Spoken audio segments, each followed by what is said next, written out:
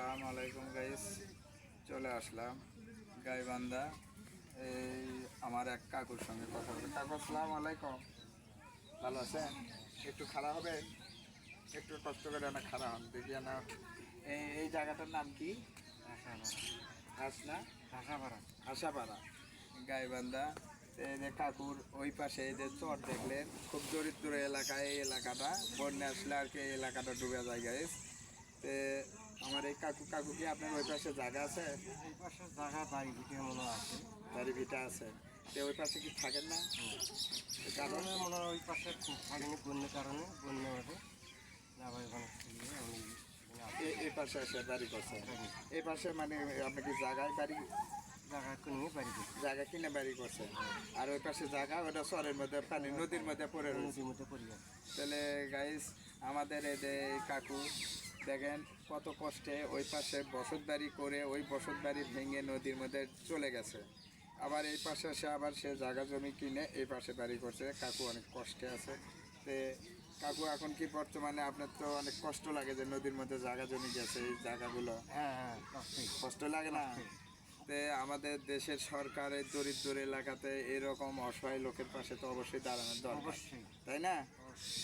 খালি সরকার তো দাঁড়ে পাবে না, আমাদের মতো আপনার মতো যারা দেওয়ার সমতুল্য আছে এই দরিদ্র এলাকাতে আমাদের এই ধরনের মানে অনেক লোক আছে, শুধু আপনি না, আপনার থেকে অনেক অসহায় লোক আছে। এই লোকদের পাশে আমাদের দাঁড়ানো উচিত, তাই না? তাহলে গাইজ দেখতে পেলেন আমার এই কাকুর এই যে এই পাশে এই যে বিরাট এই যেটা হলো যমুনা নদী, এই নদীর ওই পাশে বাড়িঘর ছিল। ওই বাড়িঘরটা ভেঙে যাওয়ার কারণে এখন বর্তমানে কাকু এই পাশে এসে জায়গা জমি কিনে এই যে কাকু বাড়িঘর করছে। তারপরে 5 ভাঙ্গন দেশে বাড়ি। তে গাইস আপনারা সবাই কাকুর নামে দোয়া করবেন, কাকু যাতে এত কিছু যায়ও যাতে আল্লাহ পাক তাদের সুস্থ রাখছে, ভালো রাখছে। কয়টা ছেলে মেয়ে আপনার? দুটো ছেলে, এক মেয়ে এক ছেলে। কাকুর জন্য সবাই দোয়া করবেন।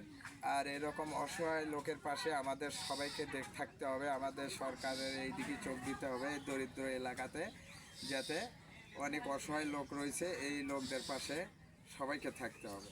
তো কাকু আপনিও, আমরাও দোয়া করি আপনি ভালো থাকেন, সুস্থ থাকেন, আপনার ছেলে মেয়েকেও ভালো থাকুক আল্লাহ পাক।